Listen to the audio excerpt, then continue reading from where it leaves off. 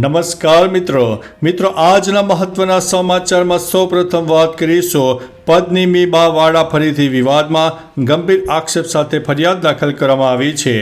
પદ્મિની બા વાડા ફરીથી વિવાદમાં આવ્યા છે। પદ્મિની બા સહિત 5 લોકો સામે હની ટ્રેપમાં ફસાવાની ફરિયાદ નોંધાઈ છે। ગોંડલના 60 વર્ષીય રમેશભાઈએ ફરિયાદ નોંધાવીને જણાવ્યું છે કે તેજલ નામની યુવતીએ તેમને વિડીયો કોલ કરીને સંબંધ બાંધવાની વાત કરીને ટી-શર્ટ ઉતરાવી નાખ્યો અને ફોન કટ કરી નાખ્યો।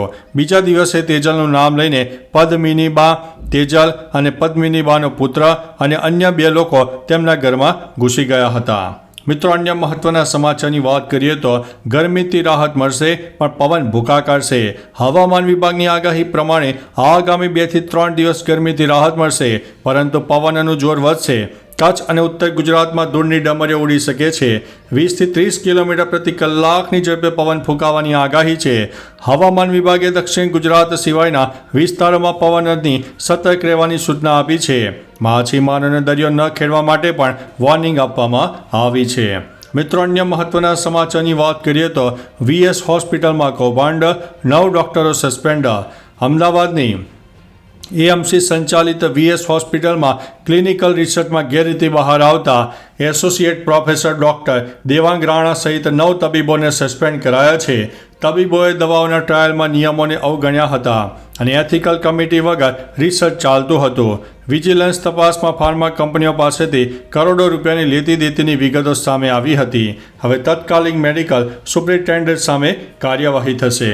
મિત્રો, અન્ય મહત્વના સમાચારની વાત કરીએ તો સુપ્રીમ કોર્ટે કહ્યું છે કે છૂટાછેડાના 3 વર્ષ બાદ દહેજ ઉત્પીડિતન કઈ રીતે થાય। સુપ્રીમ કોર્ટે છૂટાછેડા થયા બાદ 3 વર્ષ પછી દાખલ કરાયેલી દહેજ ઉત્પીડનની ફરિયાદ રદ કરી છે।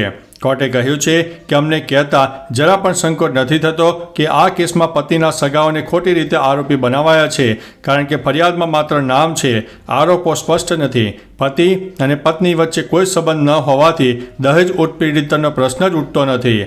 આ પ્રકારના કેસોમાં કાયદાનો દુરુપયોગ થતો હોવાનું કોર્ટે સૂચવ્યું છે। મિત્રો, અન્ય મહત્વના સમાચારની વાત કરીએ તો બંગાળમાં રાષ્ટ્રપતિ શાસન લાગુ કરો। બોલિવૂડ દિગ્ગજ અભિનેતા અને ભાજપના નેતા મિથુન ચક્રવર્તીએ બંગાળમાં રાષ્ટ્રપતિ શાસનની માંગ કરી છે। તેમણે કહ્યું છે કે બંગાળમાં રાષ્ટ્રપતિ શાસન લાદવું જોઈએ। અહીં તૃષ્ટિકરણની રાજનીતિ ચાલી રહી છે।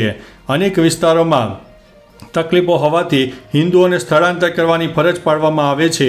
બંગાળના મુશીરાબાદમાં વકફ વિરોધ પ્રદર્શન દરમિયાન થયેલી તકલીફોના કારણે હિન્દુ ઘરોને આગ ચાંપી દેવામાં આવી હતી। મિત્રો, અન્ય મહત્વના સમાચારની વાત કરીએ તો કાશ્મીરમાં ભૂકંપ, કેન્દ્ર બિંદુ અફઘાનિસ્તાનમાં। કાશ્મીરમાં ભૂકંપના આંચકા અનુભવાયા છે। આ ભૂકંપ અફઘાનિસ્તાનના તાજિકિસ્તાન સરહદી વિસ્તારમાં આવ્યો હતો જેની તીવ્રતા 5.9ની માપવામાં આવી છે। કાશ્મીરમાં બપોરે 12:30 વાગ્યાની આસપાસ ભૂકંપ અનુભવાયો હતો। ભૂકંપના આંચકાથી લોકોમાં ગભરાટ ફેલાયો અને લોકો ઘરો અને ઓફિસોમાંથી બહાર નીકળી આવ્યા હતા। ભૂકંપનું કેન્દ્ર દૂર હોવાને કારણે કોઈ નુકસાનીના સમાચાર નથી મળ્યા। મિત્રો, અન્ય મહત્વના સમાચારની વાત કરીએ તો કેનેડામાં ભારતીય વિદ્યાર્થિનીની ગોળી મારીને હત્યા કરવામાં આવી છે। કેનેડાના હેમિલ્ટન શહેરમાં 21 વર્ષીય ભારતીય વિદ્યાર્થિનીની ગોળી મારીને હત્યા કરવામાં આવી। વિદ્યાર્થિનીની ઓળખ હરસિમરત રંધાવા તરીકે થઈ છે જે હેમિલ્ટનની એક કોલેજમાં અભ્યાસ કરતી હતી। હરસિમરત બસ સ્ટોપ પર બસની રાહ જોઈ રહી હતી ત્યારે એક અજાણ્યા કાર સવારે તેના પર ગોળીબાર કર્યો। સ્થાનિક પોલીસ અનુસાર 2 કાર સવારો વચ્ચે થયેલી ગોળીબારમાં હરમિતસિંહને ગોળી વાગી હતી। મિત્રો, અન્ય મહત્વના સમાચારની વાત કરીએ તો પૂર્વ IAS પ્રદીપ શર્મા દોષિત, 5 વર્ષની સજા। ભુજમાં જિંદાલ કંપનીને સરકારી જમીન ફાળવવાના કેસમાં ભૂતપૂર્વ IAS અધિકારી પ્રદીપ શર્મા દોષિત ઠર્યા છે। વેલ્સપન કંપનીની પેટા કંપનીને ખોટી રીતે જમીન ફાળવવામાં આવી હોવાનો આરોપ હતો। સત્તાનો દુરુપયોગ કરીને અંગત લાભ મેળવવાનો આરોપ સાબિત થતાં કોર્ટે તેમને ACBની કલમ 13(2) હેઠળ 5 વર્ષની સજા અને 50,000 રૂપિયાનો દંડ ફટકાર્યો છે। દંડ ન ભરાય તો 3 મહિનાની વધારાની કેદનો હુકમ ફરમાવવામાં આવ્યો છે। મિત્રો, અન્ય મહત્વના સમાચારની વાત કરીએ તો હાઈકોર્ટે કહ્યું છે કે સંબંધોમાં નિષ્ફળતાની સાથે કાયદાનો દુરુપયોગ વધ્યો છે। અલ્હાબાદ હાઈકોર્ટમાં એક દુષ્કર્મ કેસમાં જણાવ્યું હતું કે સંબંધોમાં નિષ્ફળતાનું પરિણામ વધી રહ્યું છે, તેની સાથે કાયદાનો દુરુપયોગ પણ વધી રહ્યો છે। 42 વર્ષીય પરિણીત આરોપી પર 25 વર્ષીય યુવતીએ દુષ્કર્મનો આરોપ લગાવ્યો હતો. જો કે યુવતીને આરોપી પહેલેથી જ પરિણીત હોવાની જાણ હતી. હાઈકોર્ટે હકીકતના આધારે આરોપીના જામીન મંજૂર કર્યા અને સંબંધોની પવિત્રતા અંગે સમાજમાં બદલાતી દ્રષ્ટિ ઉપર ચિંતા વ્યક્ત કરી હતી.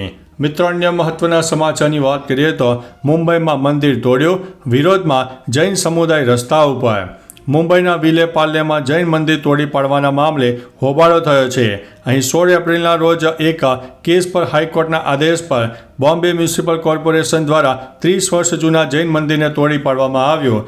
જૈન સમુદાયે મંદિરમાંથી વસ્તુઓ દૂર કરવા માટે સમય માંગ્યો હતો, પરંતુ પોલીસ અને બોમ્બે મ્યુનિસિપલ કોર્પોરેશને તેમને સમય ન આપ્યો, જેના વિરોધમાં જૈન સમુદાયે વિલે પાર્લે અંધેરીમાં મૌન રેલીનું આયોજન કર્યું હતું.